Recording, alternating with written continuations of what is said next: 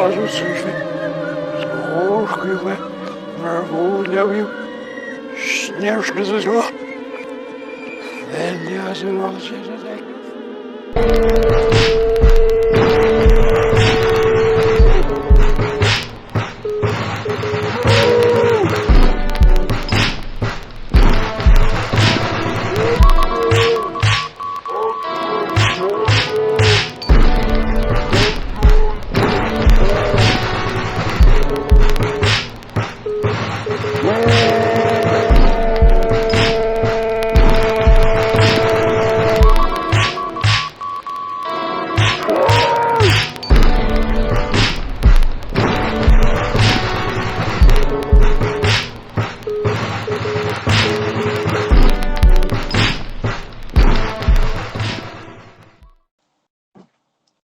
Welcome, dear viewer, to this episode of the 1BB Despatches.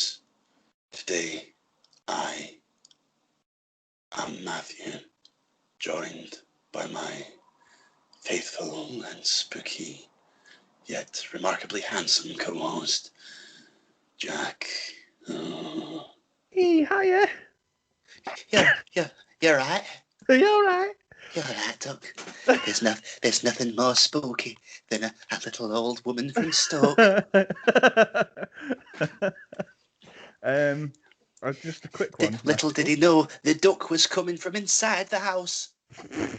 What that actually is, that's not an old woman from Stoke. That's Alan Bennett.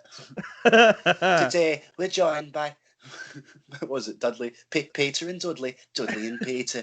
I'm often thinking about the time I recorded 1BB Dispatches with Jack. It was a lovely podcast, a nice podcast, though crisp and uneducated, like the last cheesy finger left under the sofa in 1974. My father often went out for a pack of jammy fingers, but came back with nought but a pack of cigarettes and a smile. And disappointment. And disappointment. Peter and Dudley. Say, Dudley and Peter. real quick, that we're both wearing the same costume. We are. Kind of embarrassing, isn't it? Yeah. One of us is going to have to go home and change. Maybe no one will notice. I think we'll probably get away with it. Yeah? Yeah. Yeah. If we stay a safe 2 meters apart, we should be all right. Yeah. Yeah. That's, yeah. Okay. It'd be nice to see that everyone dressing as sexy nurses for Halloween, though, like in COVID hospitals. Nah. No, topical. So yeah, this is a very spooky podcast. This is it's Halloween. It is. Can you believe it? I'm very spooked. I'm so startled right now. Oh my god, I'm so startled.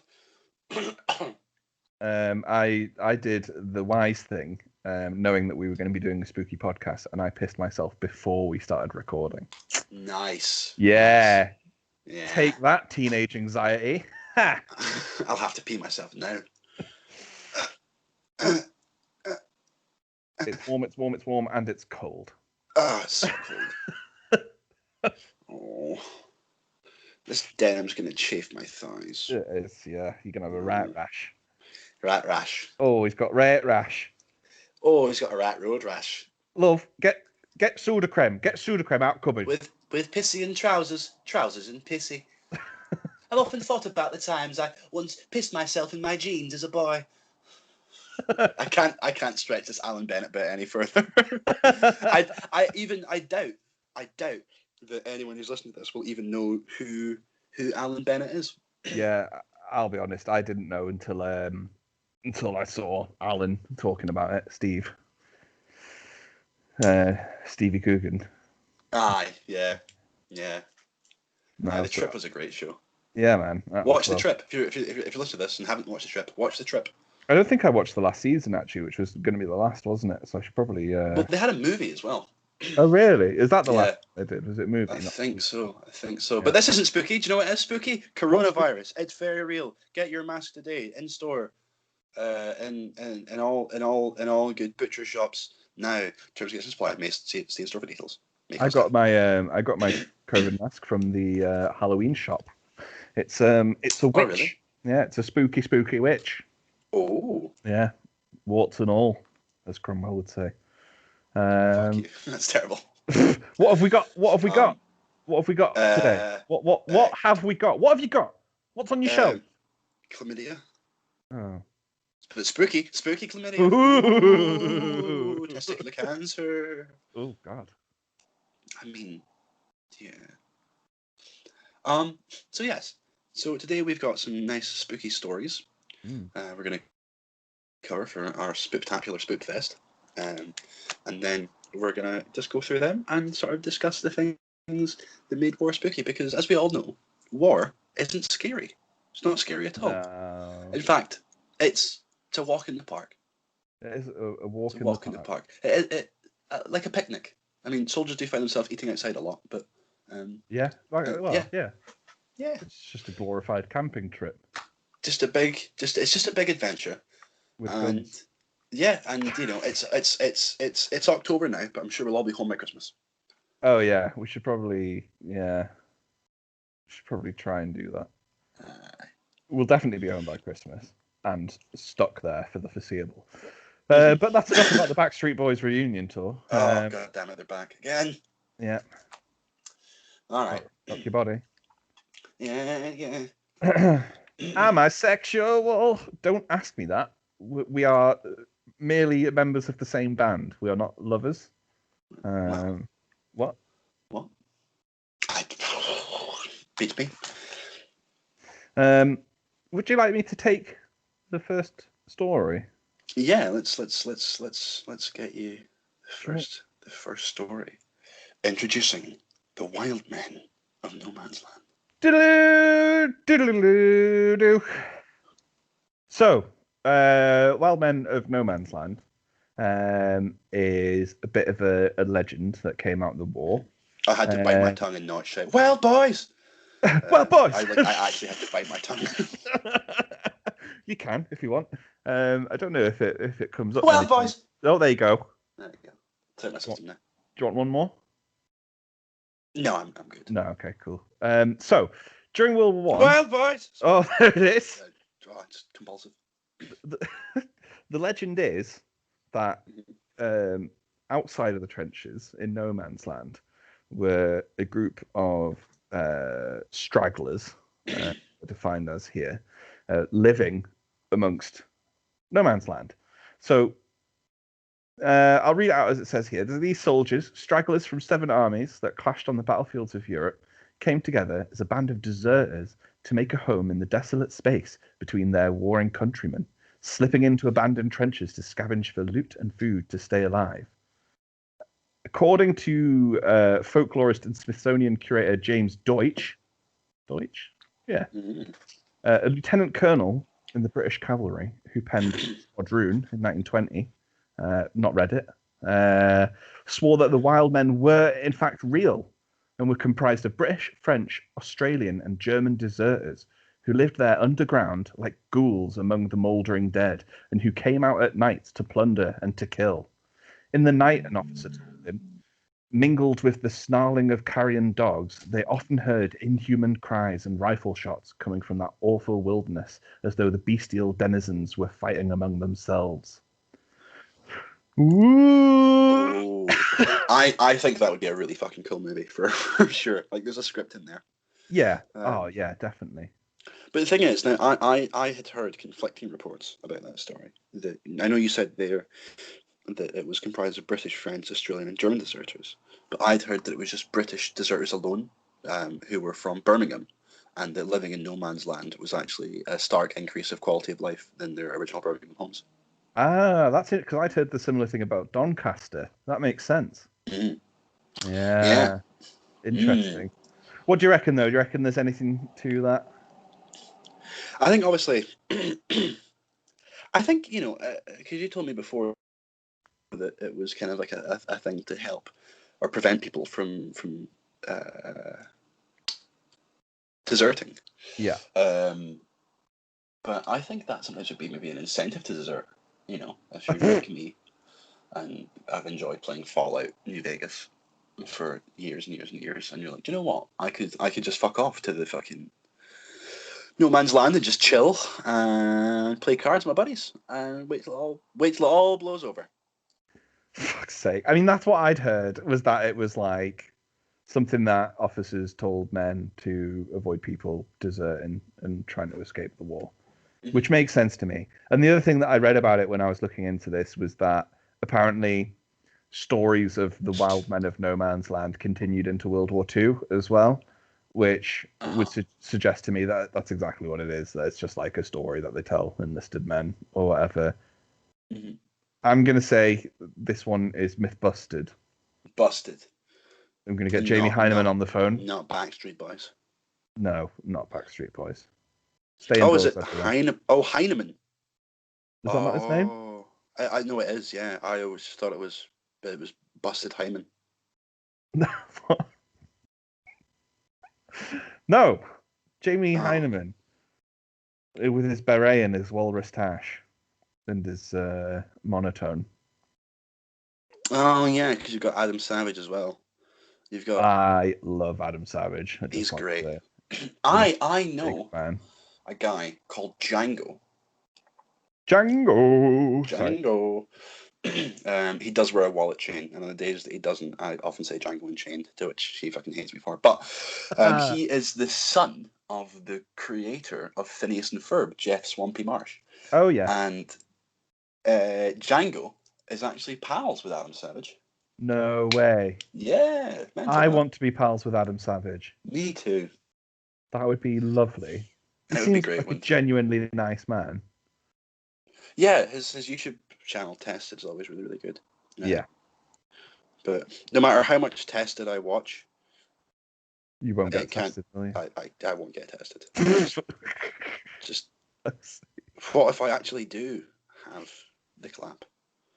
Did you hear this whole thing about in World War One? Like, it would be, I don't know if it would be common, but men certainly did it, where they would spend all their money on prostitutes, not for the joy of sex, but for the hope of getting the clap and being sent home. Oh God, yeah. That's fucking crazy. There's a spooky. I wonder if I could do the same thing with uni. There was also a thing on BBC News recently where, and I might be butchering this story, but like they found like a biscuit tin that belonged to an ancestor who'd served in World War One, and they opened it and it was just full of like voyeuristic photos of prostitutes. And it was like, oh, granddad. See that? Oh, that's my dear old granddad there. Oh God, you know my grandson. Oh God, he's got his granddad's cock. All right. Oh, keeps it pickled in a jar next to his bed. Oh, Jesus. Fucking like Rasputin. It's a pleasure to see Rasputin's severed penis, I must say. Have you seen it? No. I've seen it online. I've not seen it. I think it's in the Sex Museum, isn't it, in Amsterdam? I think you can go and see it. Yeah, there's also a penis museum, I think, in Sweden or Japan. Oh, maybe they like share the exhibit. Yeah. Yeah, there you go. The thing is I would like to see it in real life, but it's like an open relationship. They're just like sharing wine. Yeah, but what's the point in going to see Rasputin's phallus, his penis, if you can't unscrew the jar and take a big sniff or get your hands around it, you know? Yeah. Just really dick about with it. Like, just... That lollipop in the fucking gift shop was lovely. That's soil, though. Oh, Granddad, not again! How many times has he done it? How many bites are taken out of Rasputin's penis? How many licks does it get to the centre of a Pootsie Pup? Pootsie Pup. Do you reckon Rasputin's penis is anything like his in that it can't die? That's why it's in a jar. Yeah, they tried to feed it several dozen Viagra, and it just kept on getting stronger. Yeah. Like, oh, we need to pickle it. They've imprisoned it. I think I think a pickled penis would be a lovely thing to have at Halloween to keep in the fish and chip shop, just next to your pickled eggs. And people like, you want that wee pickled onion with that? Do you want a wee pickled onion with that in? No, I'll just take the pickled Bobby, thanks. Here you are. That's £4.50. Christ, that's cheap. Oh, it's for the fish supper and the penis. Really? Yeah, you're right. That is cheap. Yeah. COVID prices. I know. Been It's hard to eat through a mask, though. Get a rough blend. chippy industry. So yeah, I think that the wild Well, boys of No Man's Land would be really, really cool, especially if they Duran away. Oh, if they did the film about it, right, Mhm. and it came to the sort of penultimate scene where all the wild men are, attacking the guys in the trench. If they played Wild Boys by Duran Duran during that scene, On a hand crank gramophone. oh, that'd be so fucking good. Yeah, that'd be fucking mental. I'd watch that. Are you listening, Sam Mendes? Eh? Yeah, that's right. I'll get Andy Robertshaw on the phone. He will. I've seen him do it. I've done it before. Forced him to stand on a phone. Yeah. Big phone. Little man. Big phone, little man. Yeah. Like he's like inch-eye, private eye. That's what I call my penis. Inch-eye, private eye. Oh. Hey, bub. It's your turn to tell a spoopy story. Do you want me to do the music again? Oh, wait, no, you need to say the title first, right? Attack of the Dead Men. August 6th, 1915. Proper fuck that. You motherfucker. So, I didn't know you were going to read the bit in fucking brackets. Of course I am. Let me do another dramatic reading of it. Attack of the Dead Men. Sorry. Attack of the Dead Men. August 6th, 19... Wild Boys! Wild Boys! Wild Boys! So, on the show notes, there's anything on there. I thought we were going to put something on the show notes there. I was under the impression that you knew this story. That I knew the story, yeah. So I know the basics of this story. Right. But, so the attack of the Dead Men took place on the Eastern Front. A place called Osowicz Fortress, or Osowicz. I'll need to get my flatmate who's from Krakow to help me out with that one. So the attack of the Dead Men took place on the Eastern Front of World War I in 1915. And moving on to our next story. No, no, I'm genuinely interested in this story because I'd never heard of this before. I can't believe you've never fucking heard of this. When you gave a brief rundown before, the way that you told the story led me to believe that you knew more details than you were sort of... I do. So the attack of the Dead Men was a battle from World War I that took place at Osowicz Fortress in northeastern Poland on August 6, 1915. The incident got its name from the bloodied zombie-like appearance of Russian combatants after they were bombarded with a mixture of poison gases, chlorine and bromine by the Germans. So, pardon me. So what happened was, the Germans launched, I'll just read this from Wikipedia just so we've got, I think, a nice cohesive one there, launched a full frontal offensive on Auschwitz Fortress at the beginning of July. The attack included 14 battalions of infantry, 1 battalion sappers, 24 to 30 heavy siege guns, and 30 batteries of artillery, equipped with poison gases, led by Field Marshal Paul von Hindenburg. Russian defences were manned by 500 soldiers of the 226 Infantry Regiment, Zeliansky, and 400 militiamen. The Germans waited until 4 a.m. at August 6th on favourable wind conditions, when the attack opened with regular artillery bombardment, combined with chlorine gas. The gas caused the grass to turn black and leaves yellow, and the dead birds, frogs and other animals were lying everywhere. The terrain looked like hell. The Russians either had no gas masks or poorly made ones, and most soldiers used their undershirts as masks, many soaking them in water or urine.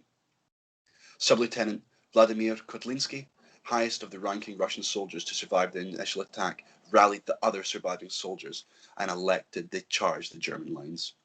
Over 12 battalions of the Landwehr Division 11, making up more than 7,000 men, advanced in the bombardment, expecting little resistance.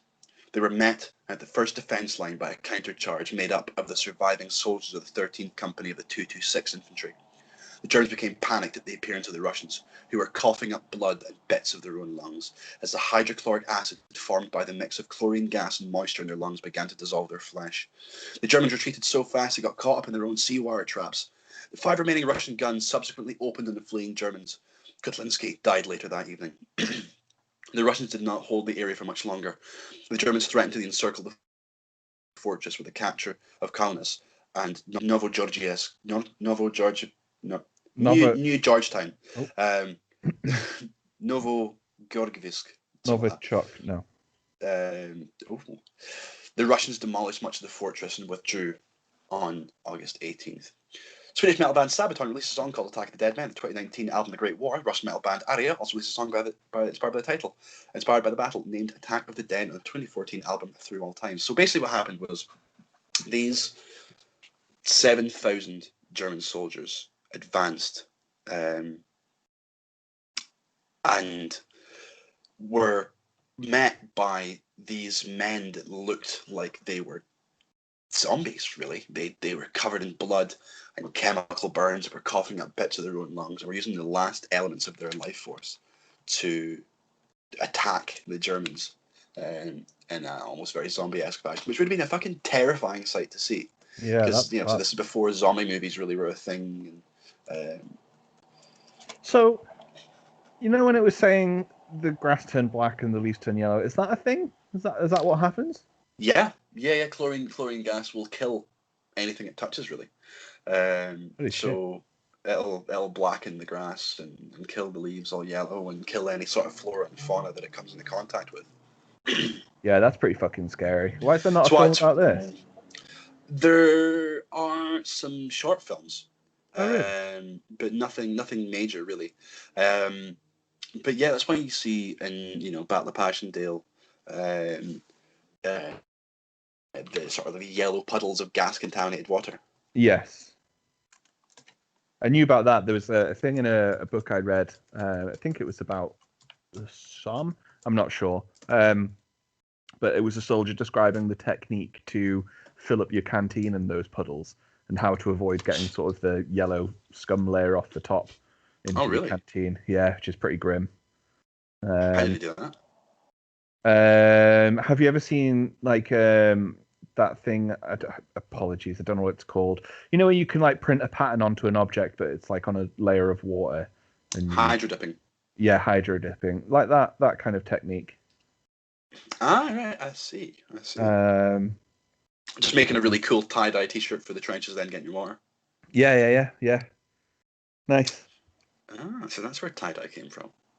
That's pretty fucking cool. Attack of the Dead Men. I didn't know anything about that. I don't think I know enough about the Eastern Front, to be fair. Yeah, I think I will check that out in a little more detail. But yeah, very cool. That's grim. I mean, we don't have to debate whether that's thanks, Kanye. I don't think we have to debate whether that's true or not, because it's true. Yeah, it's absolutely 100% true. And Simple History also do a rundown of it as well. Oh, okay, cool. So, what do they say when the myth's not busted on Mythbusters? And they just say, proven, or I don't know. It's real. It's real. I think, yeah, for fuck's sake. Christ. We should have done the Mythbusters. We should have done the Unsolved Mystery one. Sorry, we made it up. Completely false. That was true. What the fuck's that from? That from Mythbusters? Not from Mythbusters. Unsolved Mysteries.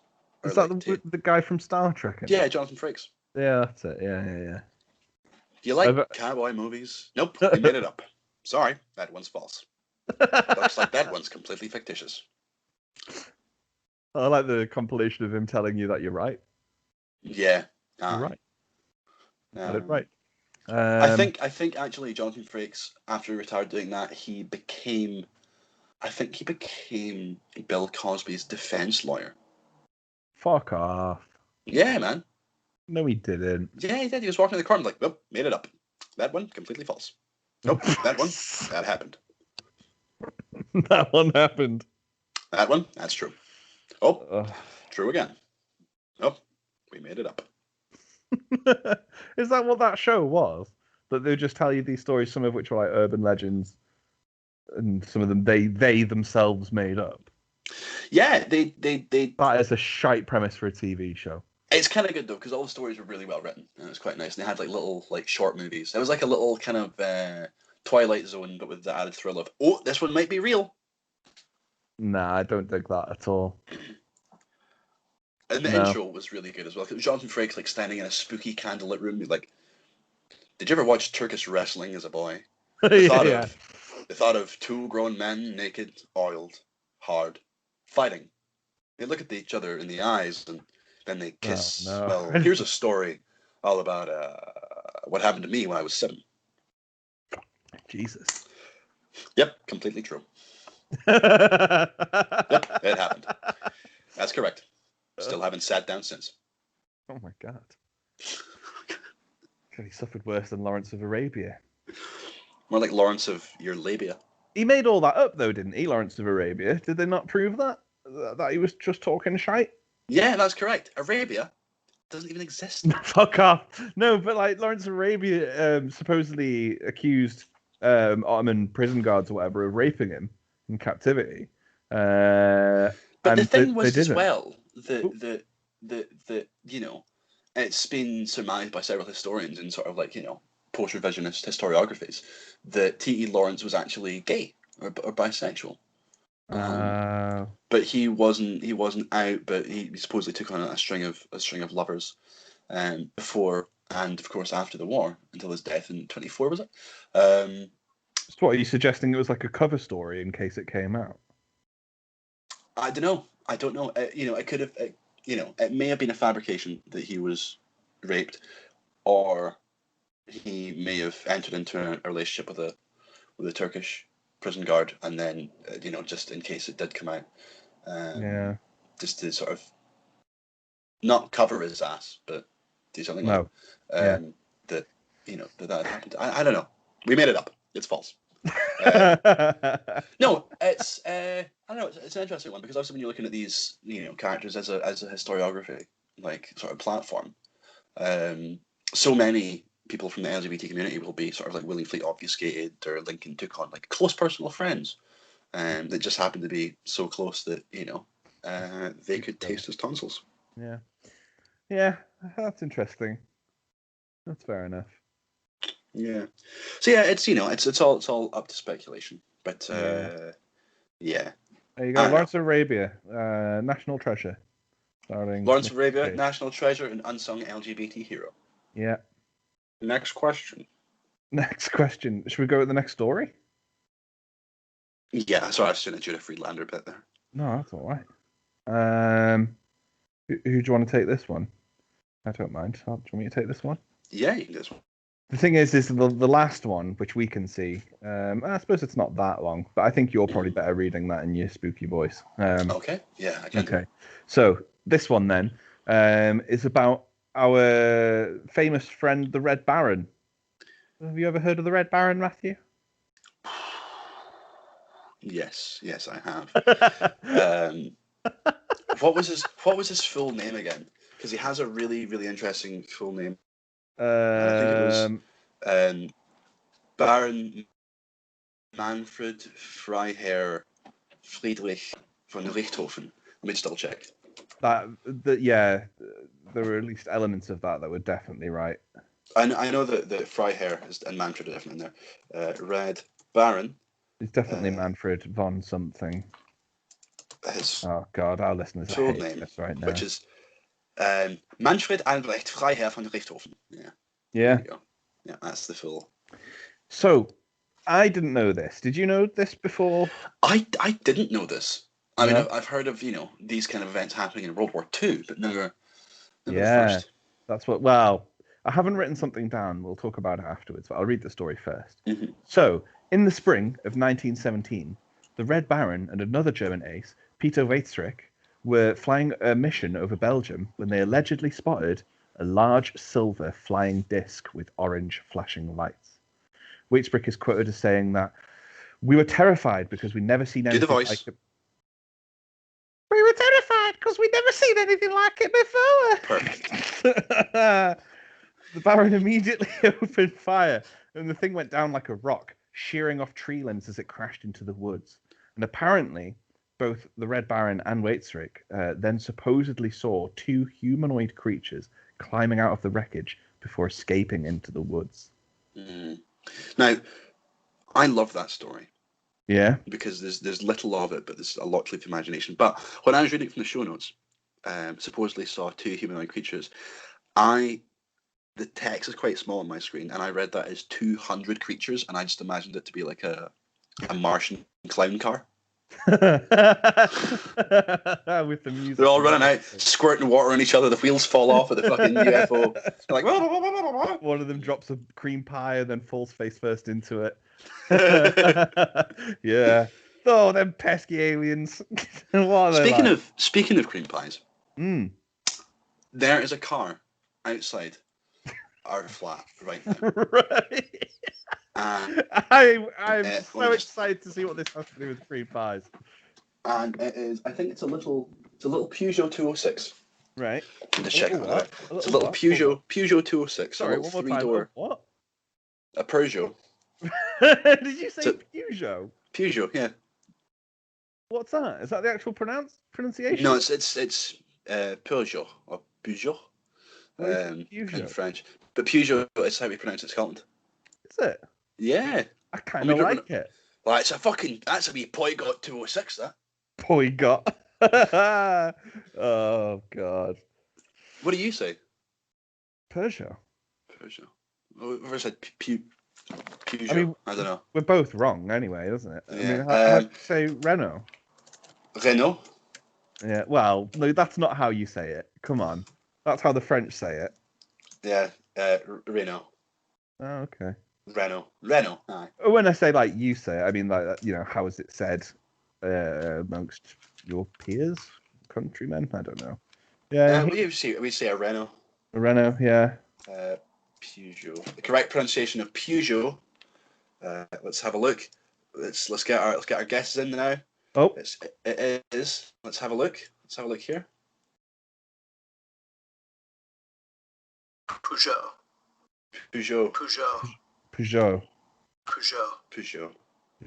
Okay. Peugeot. And that person didn't sound very French.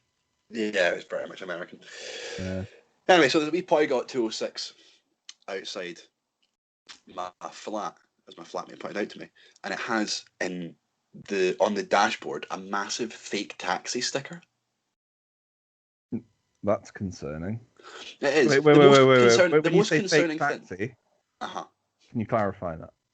Fake taxi, as in the pornography people. I fucking knew it. Okay, carry on. Now, it is concerning. What isn't concerning is the presence of the sticker. What is concerning is the fact that it's a 3-door hatchback. Yeah, but you know what it is, man. How the fuck is anyone fucking in a 3-door hatchback? It's just like those fucking... There's not enough space to get a fucking roadhead on the go. It's just like the fucking fraternity guys who get that fucking Bang Bus sticker on their fucking, I don't know, their 90s Beamer. It's all bollocks. He thinks that's cool. His wife does not. Simple. Mystery solved. We made it up. It's false. It's false. It's false. I hope I get a fucking Scooby snack for that shit. Jesus. So, Red Baron then. Red Baron's UFO. What do you reckon? What are your thoughts?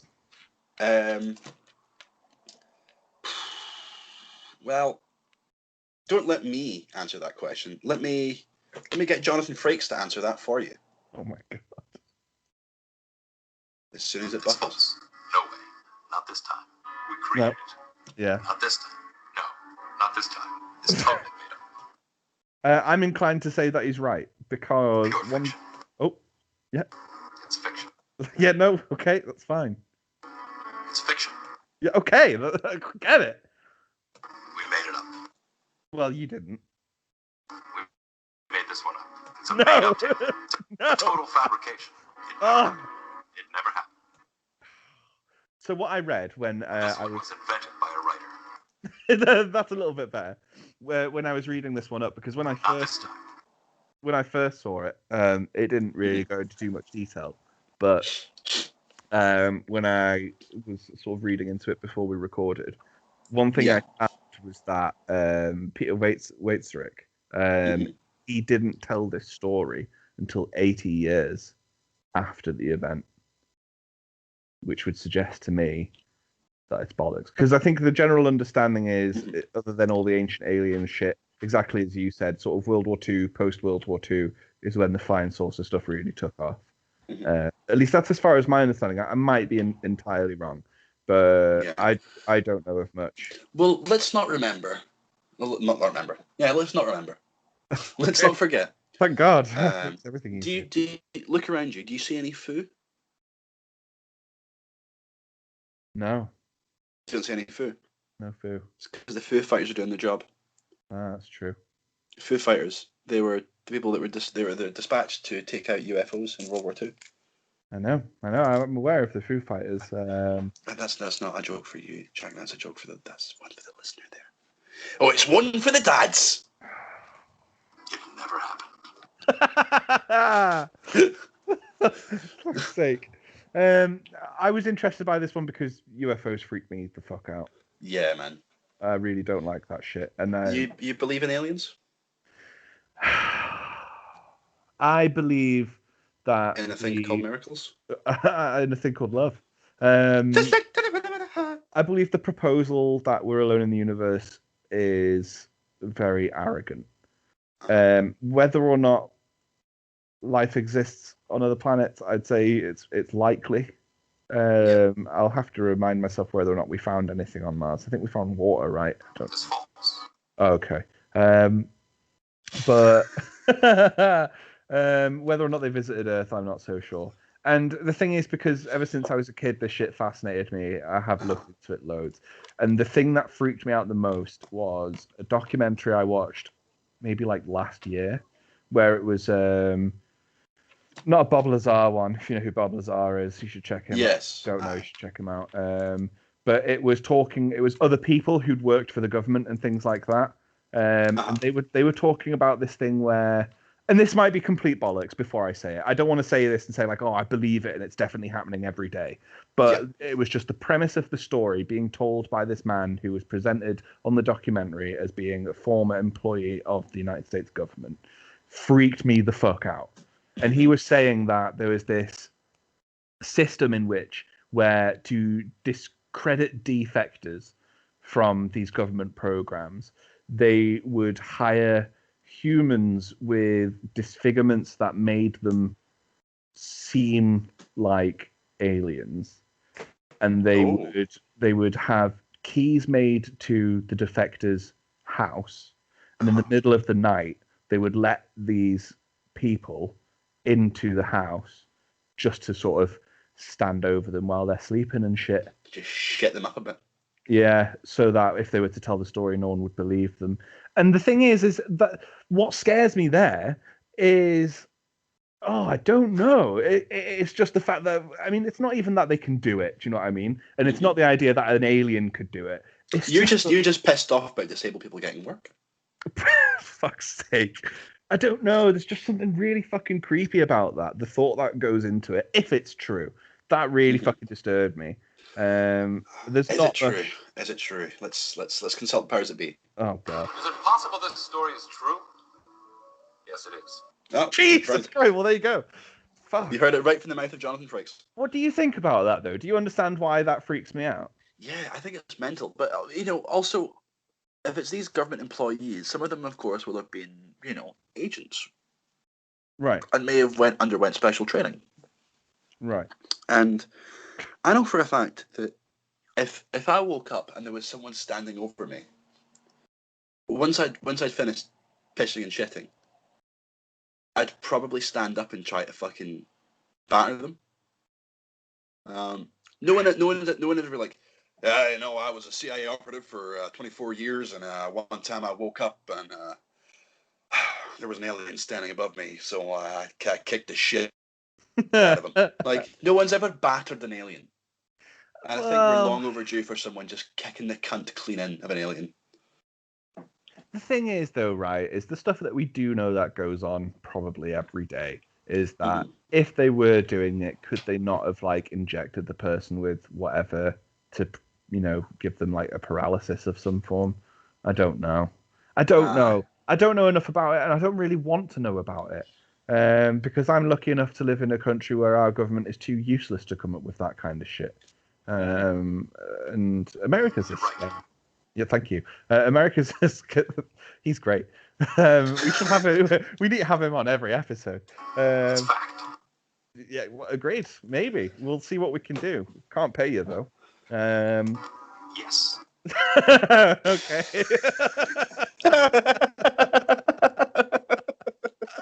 Fuck's sake. I don't know. Aliens freak me out. Bob Lazar freaks me out. He did that thing. What was it that like the U.S. Air Force or something released something saying like, yeah, this shit's going on and there's nothing we can do about it. And Bob Lazar was like, yep, told you so. Yes. Yeah, exactly. Yeah. Yeah.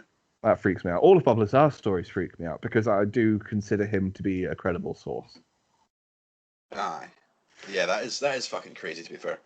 I think the government knows, man. But yeah, no, Yeah. it's mental. Aliens do freak me out, as does like spooky, scary stories about ghosts. I'm a big ghosty man myself. Yeah. But do you know what freaks me out more than ghosts? What? Vampires. Oh, really? On to our next story. Oh, do you want to... Bella Kiss. Well, boys! Well, boys! Bella Kiss, a Hungarian serial killer who is suspected to have killed 23 victims throughout his career. Kiss, a professional tinsmith who was well liked in his community, had an affinity for collecting large metal drums. Oh. That's an autistic trait. Bella Kiss, autistic vampire. There we go, end of story. Brilliant. When asked about them from the local police, Kiss explained that due to the looming war, he was stockpiling gasoline, and he also loved trains. In 1916, Kiss was drafted into World War I, leaving his home to be taken care of by his landlord. One day, while checking in on the home, the landlord noticed a particular bad smell and investigated the drums. Opening one, he was disgusted to find the remains of a young woman who had gone missing earlier that year. Police were called, and it was discovered that Kiss would defraud middle-aged women with promises of marriage. Upon their arrival, Kiss would strangle them and then store the bodies in large drums. Examination of the liquid led investigators to believe that he was attempting to pickle the women. Another note was that the women were all drained of blood from punctures in the neck, creating the speculation of vampirism. Police informed the military of Kiss's crimes and sent officers to the hospital Kiss was recovering at, only to find that he'd escaped, placing a recently deceased body in his place. The last known sighting occurred in New York City in 1932, but his fate and exact number of victims remain unknown. I mean, that's pretty nasty shit, isn't it? Yeah. The thing is, the fact he was attempting to pickle them, I reckon that he was moved to New York City and set up a chip shop selling pickled penises and pickled Hungarian women next to his pickled eggs and onions. I mean, I have to say, pickled Hungarian women, funniest shit I've ever seen. Also, when you started this story, when you started this story of vampirism, yes. By the time we got to that third paragraph there, where you said the home was taken care of by his landlord, I thought that's what you meant by vampirism, the landlord being a bloodsucker. So that took a massive fucking twist for me there. Oh man, yeah. Fuck landlords, man. The landlord only moved into his house because he couldn't get a real job. Well, you're right. Thank you very much. There you go. I mean, I didn't know anything about this. One of our guys, Marco, told us to check this out. Did you know about this guy beforehand, or? Yeah, I've met Marco before. For fuck's sake, about Bella Kiss. No, well, I think I'd seen not long after Marco tipped you off. Oh wait, we were still talking about Bella Kiss, right? No, another time that Marco tugged you off. Yeah. Well, no, not long after Marco tipped you off on Bella Kiss, I had seen a photo of him come up on my timeline. He's a creepy looking fucker, isn't he? He is a creepy looking guy. The thing is, though, if you go into Google right now, and look up Bella Kiss, you'll find a photo of him with a side parting and a mustache. Oh yeah. See that? Yeah, he's got slightly longer hair. Yeah. If you sort of squint your eyes, that's me. Do you know what? If I squint my eyes and I look at that, I see Scotty. Oh my god! Holy fuck! Oh my god! Well, his last known place was New York City, so. Holy shit! Shall I for the listeners / viewers, shall I put up a picture of this compared to Scotty? Yes, please. That would be amazing. Yeah, I'll do that. Oh, there you go. Oh my god! Holy fuck! There's also pictures of the metal drums. Have you seen those? Yes, I'm looking at them right now. Holy shit! He's just Yeah, I mean, clearly the guy wasn't a professional. Like, there's no hi hat there. There's only a whole bunch of snares. The one thing I've learned from this is how unoriginal Jeffrey Dahmer was. I used to think Jeffrey Dahmer was a cool guy, but now, what a fucking chump! Yeah, man.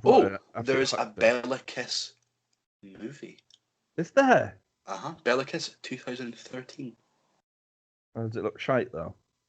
Bella Kiss prologue. Bella Kiss movie.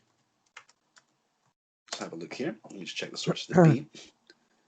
It's got 51% 5-star reviews, to be fair. 4 out of 10 on IMDb. Yeah.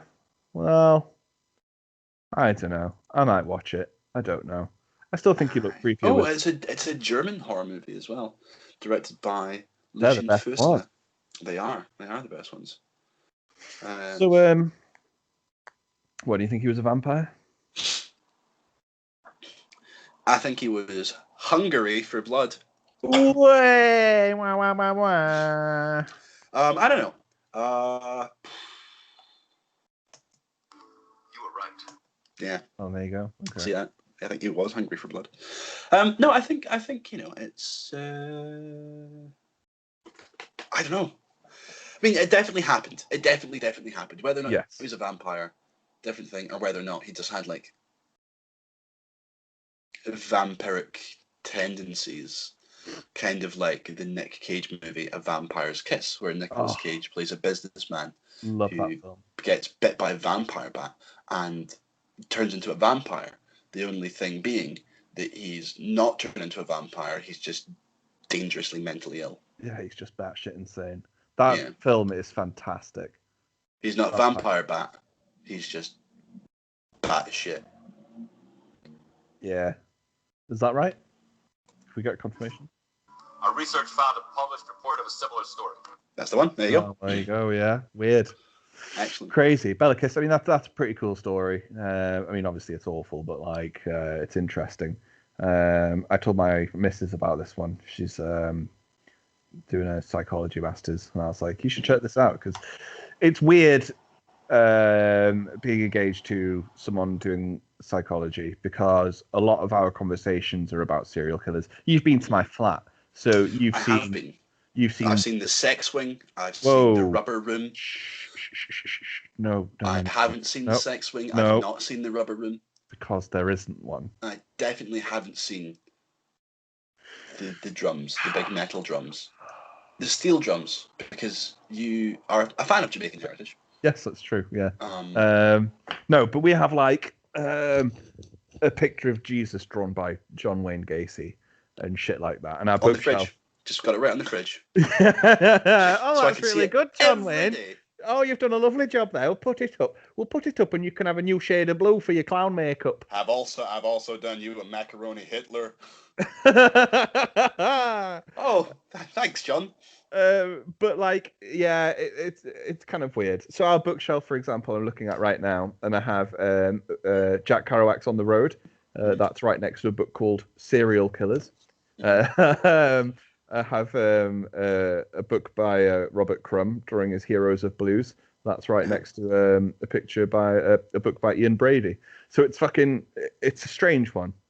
It's a strange relationship. But this kind of stuff is what we talk about all the time, like Dahmer and Gacy and. I'm not surprised Ian Brady killed, to be honest. Like. Why? Because if I was sort of the one left out member of the Brady bunch, I'd be left with the complex too. Ian Brady's really fucking interesting. I mean, obviously he's a horrible man and he's a fucking monster, and he deserved worse than what he got. But in terms of like the study of psychopathy, what he had said and I might be butchering this. My missus might listen to this and tell me that I've totally fucked up any quotes here. But I think he was one of the few serial killers to like basically say. So he said something like, "Oh, if you have a bad day at work, and your boss sort of dicks you around, you might get home and think, oh, I could just kill so and so." And he said the difference between you and me is that I don't think it, I just do it, and that you're jealous of that. Which is, I mean, I don't want to get into a discussion about sort of psychology and shit because it's fucking so in depth. But for someone like that to speak like that after being caught is pretty fucking crazy. A lot of people. If only we could find a way to get Ian Brady onto the cabinet. Right. Yeah. Of course. And then we'll just make every day for him's a bad day, and then every time he has a bad day, our day in the north gets better. Really. Have you seen any of the new Spitting Image yet? I've not. Oh, it's very good. I want to. That was the first place Steve Coogan ever got a job. I know. Yeah. Dominic Cummings is very good in Spitting Image. Nice. I imagine he's some sort of like blind mole man. No, he's like General, not General Zod, the bad guy from Flash Gordon. Oh God, yeah. But he says things like, I don't know, like Boris will say to him, like, "Oh, these proposals you've put forward for the Backstreet Boys reunion tour look a little bit suspect." And Dominic Cummings goes, "Ah, the weakest of the hive will always sacrifice themselves for their queen."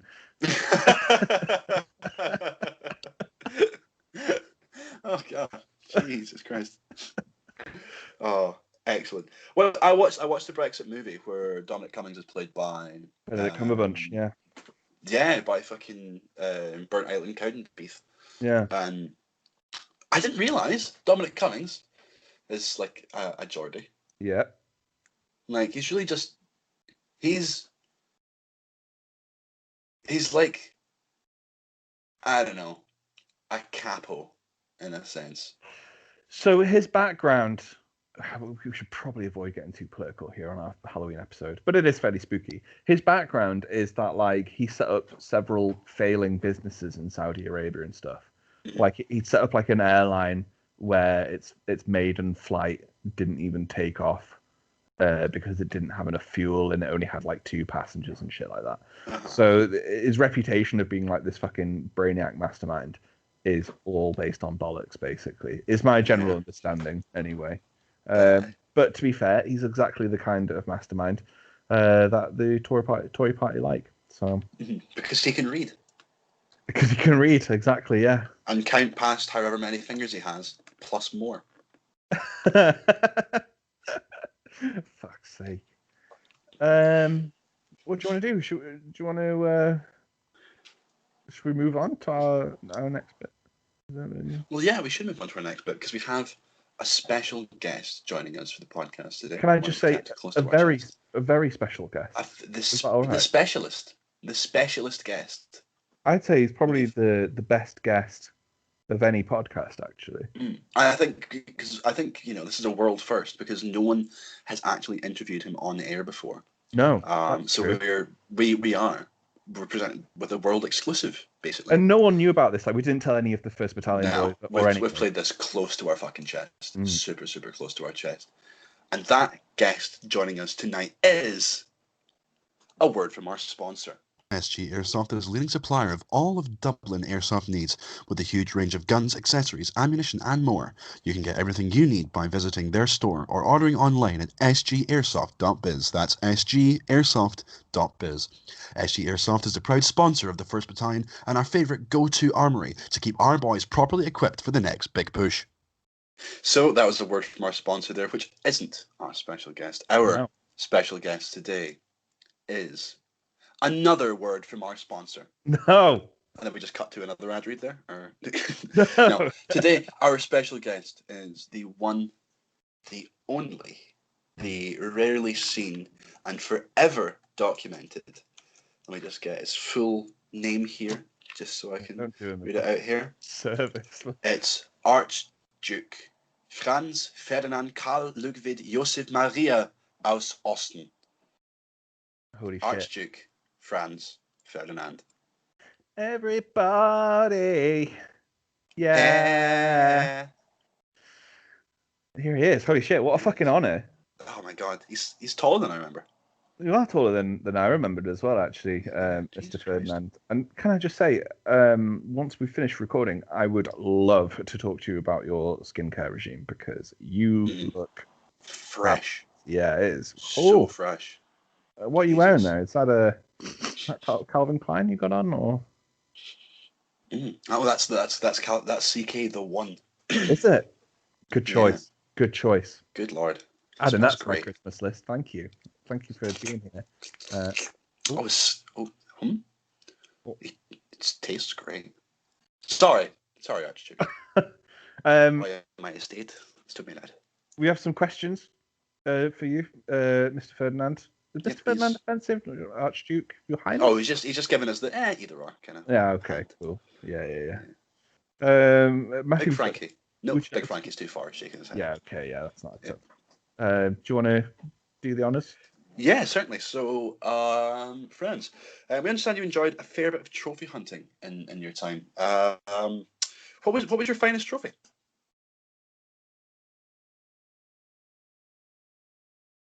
Cool. Well, moving on, Jack. Do you want to? Yeah. So we understand you spent some time with King George V back in your heyday. What were your actual thoughts of the British royal family around that time?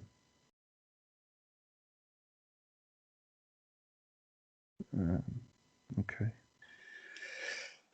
Well, do you think more could be done to improve the conditions of the Austro-Hungarian military before or prior to 1913? Would that be something you could Franz? Could you? Matthew, can I have a quick well, back a minute. We'll be right back. Are you comfortable? We won't be long. He's right. Okay. But this isn't working. Jack, this isn't working. I spent a lot of money. We have to see other people. Getting him. What? Huh? What? Oh, the interview, right. We have exhausted our funds for this year to have him here today. Fuck. How much did he cost? It was something like millions. Millions? Jack, we've got a budget of £9 for the annual year. For the financial year. Do you know how much money we're in fucking debt? We need to run a World War airsoft event every 19 minutes at this rate to recover that. Oh, I fucked up. I fucked up bad. Right, hold on. Work me here. Let's lean into this. We'll go back and we'll see what we can do. Okay, just play ball here. Okay. Oh, Jack, honestly, No, thank you. Oh, honestly, you're too kind. Yeah. So, Franz, could you sing us a favorite line from your favorite Creed song?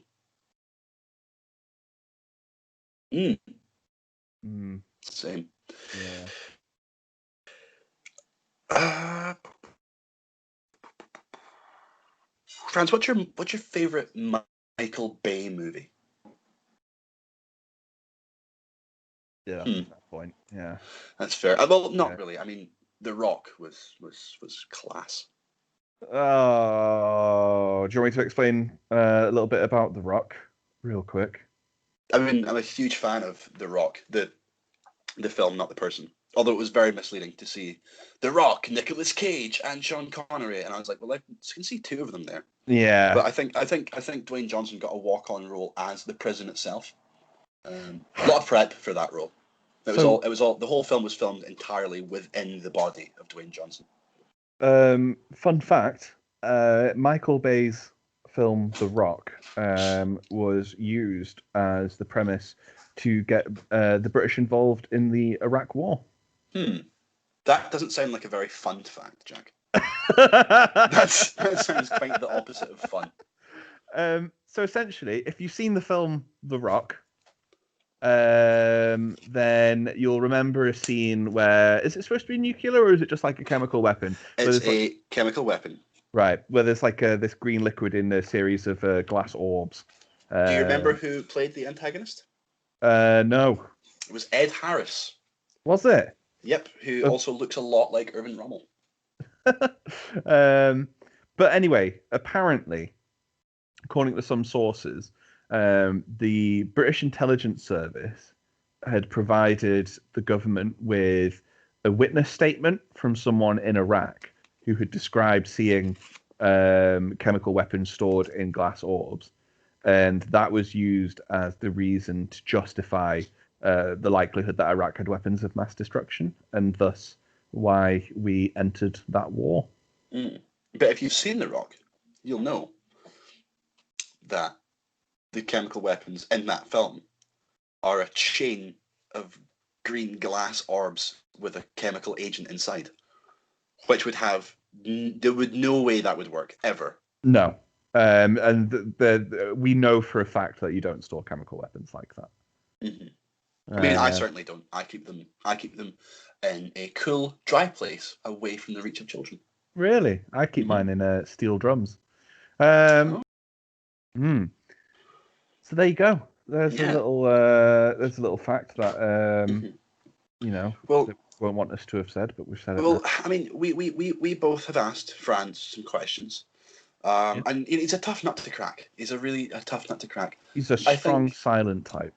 He is very stoic. I think there's one person better than us asking these questions.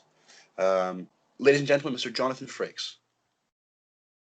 Have you ever walked out of a mall into a huge parking area and realized you'd forgotten where you parked your car? Ever gone mountain biking? What do you want to be when you grow up? What's the right tip? You call a plumber to your home lately? How superstitious are you? How much money would it take to make you spend a night in a cemetery? Do you display this as a trophy? Do you have a pet? Do you have a sweet tooth? Do you believe in the power of a curse? Have you had your hearing tested lately? Planning a trip soon? Can you remember the tallest man you've ever seen? Do you love to go a-wandering beneath a clear blue sky? Have you noticed what big stars real estate agents have become? Are you careful with your personal records? Does your computer ever seem to have a mind of its own? Have you ever visited a Chinatown section in a major city? Have you ever visited a flea market? Have you ever visited a truck stop? Do you ever have a job as a waiter? Have you noticed how many successful restaurants are theme-based these days? Have you ever had the desire to write your initials? All right. Fucking hell. Dan, he's raging. He's raging. He's got so many questions. He's got so many questions for the Archduke, and in reality, there is only one question that we need to ask him. Would you mind if I did the honours? By all means. Franzy baby, my Archie Dukey Wookie, Mr. Ferdinand. Can you? It's more of a challenge than a question. Can you name a single podcast better than the 1BB Despatches?